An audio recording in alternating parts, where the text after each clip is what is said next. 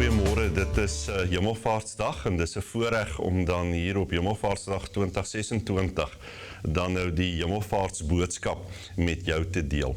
Ek wil graag vanoggend 2 gedeeltes gebruik om vir jou in hierdie Hemelvaartsgebeure in herinnering te roep, maar ook in te neem en die betekenis daarvan te oordink. Ek wil graag vir ons Handelinge 1 lees wat vir ons die Hemelvaartsgebeure beskryf en dan Johannes 16 waar Jesus self 'n opmerking oor sy hemelvaart maak. Nou in Handelinge 1 daar vanaf vers 6 lees ons die volgende. Toe hulle keer weer by mekaar was, het hulle vir Jesus gevra, Here, is dit nou die tyd dat u die koninkryk vir Israel weer gaan oprig? Jesus het hulle geantwoord, dit is nie vir julle om die tyd en omstandighede te weet wat die Vader in sy eie mag bepaal het nie. Maar julle sal krag ontvang wanneer die Heilige Gees oor julle kom. En julle sal my getuies wees in Jerusalem, sowel as in die hele Judea en in Samaria en tot in die uithoeke van die wêreld. Nadat Jesus dit gesê het, is hy opgeneem terwyl hulle dit sien. En 'n wolk het hom weggeneem, sodat hulle hom nie langer kon sien nie. Terwyl hy weggaan en hulle nog stip na die hemel kyk, het daar skielik 2 mans in wit klere by hulle gestaan. Die sê toe vir hulle, Galileërs, waarom staan julle so na die hemel en kyk? Hierdie Jesus wat van julle af na die hemel toe opgeneem is, sal net so terugkom, soos julle hom na die hemel toe sien opgaan het. Tot sover ons skriflesing uit Handelinge 1, en dan lees ek uit Handelinge 16, daar vanaf vers 5 enkele verse. Jesus is hier aan die woord en hy maak die volgende opmerking onder andere oor sy hemelvaart. Hy sê, nou gaan ek na hom toe wat my gestuur het, en tog vra niemand van julle vir my, waar gaan u heen nie? Maar omdat ek dit vir julle sê, is julle harte vol droefheid. Tog sê ek vir julle die waarheid. Dit is tot julle voordeel dat ek weggaan. Want as ek nie weggaan nie, sal die voorspraak, die Heilige Gees, nie na julle toe kom nie. Maar as ek gaan, sal ek hom na julle toe stuur. Jesus sê hier in vers 7, hy sê, tog sê ek vir julle die waarheid. Dit is tot julle voordeel dat ek weggaan. En dis dan ook die tema wat ek vanoggend dan ook wil hanteer rondom ons hemelvaartsboodskap. Hierdie tema wat Jesus sê, dit is tot julle voordeel dat ek weggaan. Nou ek wonder, hoe sou jy gevoel het as jy daardie dag by die hemelvaartsgebeure daar gestaan het as een van die disippels van die Here Jesus Christus? As jy daar staan en jy sien hoe die Here Jesus Christus, jou leermeester, voor jou oë opgeneem word en verdwyn. Ek dink daar's 'n klomp emosies wat in 'n mens se hart waarskynlik sou kon leef. Dinge soos ontsteltenis, dalk verwardheid. Jy kon dalk selfs bang gewees het. Ek dink dit is hoe die disippels waarskynlik by daardie gebeure gevoel het, toe hulle dit gesien het en daar gestaan het en gesien het hoe Jesus voor hulle oë verdwyn. Maar juist daarom is die 2 engele deur God na hulle toe gestuur, om aan die een kant vir hulle 'n verduideliking te gee van wat hier aan die gebeur is, maar aan die ander kant om ook vir hulle 'n perspektief te gee, dat hierdie gebeure is nie 'n verlies nie, maar juis 'n oorwinning. Ons lewe is vol oorgange, van skool na werk, van enkelwees na huwelik, van die lewe na die dood. En ons weet dat elke verandering bring onsekerheid, maar ook nuwe betekenis. En so is die hemelvaart ook so 'n gebeure. Dis 'n goddelike oorgang wat alles verander het. Nie net vir die Here Jesus Christus nie, maar ook vir jou en my as gelowiges, as navolgelinge van die Here Jesus Christus. Dit is interessant dat ons baie keer oor Kersfees en oor Paasfees en die gebeure daar rondom, dat ons baie met mekaar daar rondom gesels, maar dat ons in werklikheid geweldig min rondom die hemelvaartsgebeure met mekaar gesels. En die interessante is dat ons juis leef tussen die hemelvaart van die Here Jesus en sy wederkoms. Dit is ons tyd, dit is ons werklikheid, en ons gee in werklikheid so min aandag aan die hemelvaartsgebeure. Nou wanneer ons kyk na die hemelvaartsgebeure, dan sien ons dat Jesus iets baie besonders oor hierdie gebeure gesê het. Hy het daar in Johannes 16 het hy gesê, dit is tot julle voordeel dat ek weggaan. Nou dit klink amper verkeerd. Want hoe kan dit beter wees dat Jesus weggaan? Maar juis hierin lê die krag en die boodskap van die hemelvaartsgebeure. En ek wil dit graag vir jou probeer oopbreek. Wat hierdie voordeel is waarvan Jesus hier praat, wil ek graag vir jou oopbreek deur 2 vrae aan die orde te stel. Aan die een kant die vraag te vra, wat het die hemelvaart vir Jesus beteken? Maar aan die ander kant die vraag te vra, wat beteken die hemelvaart vir jou en vir my? Kom ons staan vir 'n paar oomblikke stil by hierdie vraag, wat het die hemelvaart vir Jesus beteken? Ek dink in die heel eerste plek kan ons met groot vrymoedigheid sê, dat die hemelvaart het beteken, dat Jesus se aardse werk, dat dit afgehandel is. Die wonder van Jesus se koms na hierdie wêreld, om hier ook 'n spesifieke taak binne God se wil te kon verrig, is dat Jesus nie halfpad opgegee het met hierdie werk nie. Alles waarvoor hy gekom het, verlossing, versoening, oorwinning oor die sonde, is afgehandel. Daarom sterf hy ook met hierdie woorde, tetelestai, woorde wat beteken, dit is volbring. Die werk is klaargemaak, die werk is afgebetaal, dit is afgehandel. Vir jou en vir my as gelowige beteken dit in die lig daarvan dat Jesus se aardse werk afgehandel is, dat ek en jy nie ons redding self hoef te verdien nie. Ek en jy leef nie om aanvaar te word nie, maar ons leef juis vanuit die aanvaarding, deur die geregtigheid wat Jesus Christus vir ons by God verwerf het, deur sy versoenende sterwe en opstanding. Dit beteken dat ek en jy kan ophou probeer om God se liefde te verdien deur prestasie. Dit beteken dat ons gewoon net kan leef uit dankbaarheid vir dit wat God in Jesus Christus vir jou en vir my gegee het, deur sy onverdiende goedheid. Jesus se aardse werk is afgehandel. Dit is asof God met die hemelvaart gesê het, dit is klaar, dit is voltooi, ek aanvaar dit. In die tweede plek het die hemelvaart vir Jesus beteken, dat Jesus nie meer beperk is nie.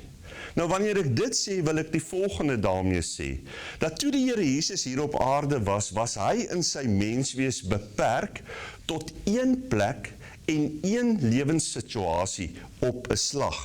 Maar met die hemelvaart het hy weer sy soewereine alomteenwoordigheid kon opneem, wat hy as God besit. En nou is hy deur sy gees oral teenwoordig. En dit verander ook hoe ek en jy vir God beleef. Hy is nie net daarbo nie, maar nou is hy in ons, by ons, met ons, in ons alledaagse lewe, in jou werk, in jou huis, in jou stryd. Dit beteken dat ek en jy hoef ook nie te wag vir spesiale oomblikke of momente om God te beleef en God te ontmoet nie. Jy kan hom nou beleef en in sy teenwoordigheid leef. Derdens beteken die hemelvaart dat Jesus die koning is tot in alle ewigheid. Jesus is nie net 'n historiese figuur nie, hy lewe en hy regeer. En hy sit aan die regterhand van God in die posisie van gesag en mag. In 'n wêreld vol chaos en onsekerheid is dit ons anker en ook ons troos en ons hoop. Daar is iemand wat in beheer is. Daar is iemand wat beheer het. Prakties beteken dit dat ek en jy nie oorweldig hoef te voel deur die nuus of deur die ekonomie of deur ons persoonlike krisisse nie. Ons leef onder 'n koning wat regeer, selfs wanneer dinge buite beheer voel. Die hemelvaart het ook vir Jesus beteken dat hy ook sy werk as hoëpriester vir ons in die hemel gaan opneem het. Jesus is ons hoëpriester in die hemel. Hy tree vir ons in. Hy verstaan ons swakhede. Hy ken versoeking, hy ken pyn, hy ken teleurstelling. En dit beteken dat ek en jy nie hier op aarde ons gebede hoef te vervolmaak nie.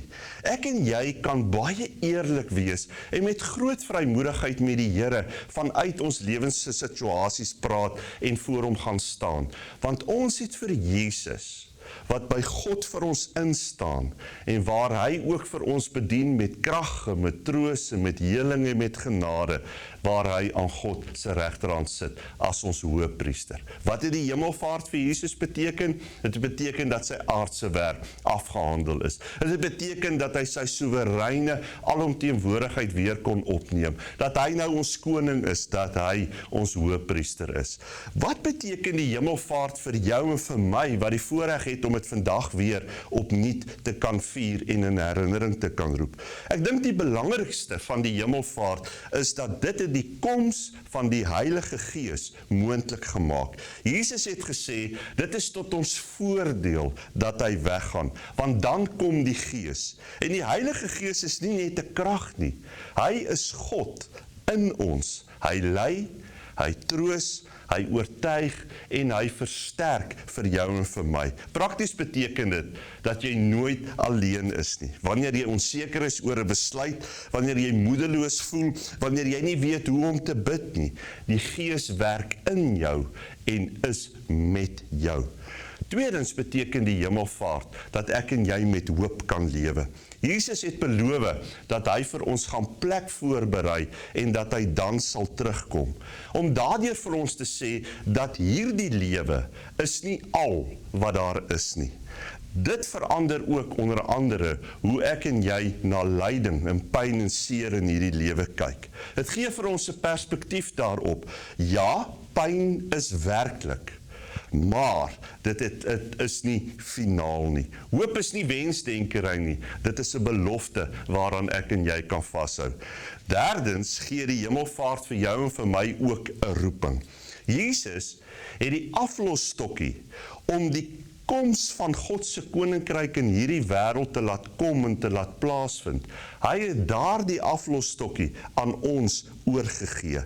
Die werk wat hy begin het, gaan nou voort deur sy volgelinge hier op aarde. En dit beteken dat elke gelowige het 'n doel en 'n roeping. Jy is geskep. Jy is gered, jy's geroep en jy's gestuur om 'n verskil te maak by jou werk, in jou gesin, in jou leefwêreld en in jou gemeenskap.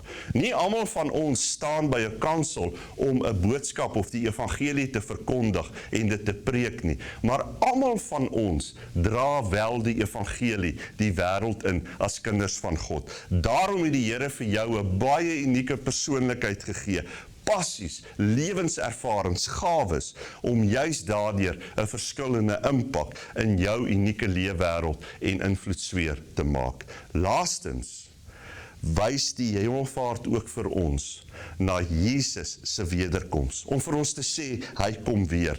Net soos hy weggegaan het, sê die engele vir die disippels, so sal hy terugkom. En dit gee dringendheid aan ons lewe. Dit vra, leef ek gereed en leef ek doelgerig. Liewe broers en susters, ons vier vandag Hemelvaartsdag. En die hemelvaart is nie 'n afskeid nie, maar dis juis 'n nuwe begin. Dis nie 'n verlies nie, maar juis 'n voordeel. Dieselfde Jesus wat hier op aarde gewandel het, regeer nou as die ewige koning. Hy is ons hoëpriester in die hemel en hy woon in ons deur sy Gees. En dit verander alles. So wanneer jy dink aan die hemelvaart, onthou, hy is nie weg nie. Hy is nader as nog ooit tevore. En dit is werklik tot jou voordeel.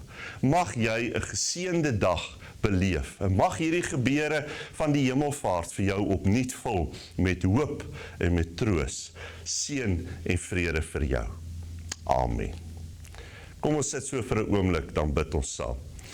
Hemelse Vader, baie dankie vir die wonder van die hemelvaart, vir die wonder dat die hemelvaart ook vir Jesus Christus ook 'n verandering gebring het in sy menswees onder ons hier op aarde. Dankie Here Jesus dat ons U kan aanbid as die ewige koning wat sit aan God se regterhand.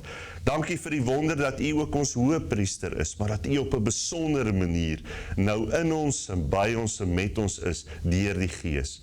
Dankie dat ons ook vanoggend opnuut weer kan hoor van die roeping wat U op ons lewe geplaas het. Vir die wonder van die Gees in ons, maar ook die roeping op ons lewe om die evangelie van Jesus Christus as gelowiges uit te leef en daardie evangelie aan te gee. Dankie vir die voorreg om dit ook vandag so vir 'n paar oomblikke saam te kon oordink en dankie dat ons mekaar ook vandag kan groet. In die naam van Jesus Christus ons Here tot in alle ewigheid. Amen. Mag jy 'n baie geseënde dag beleef. Vrede.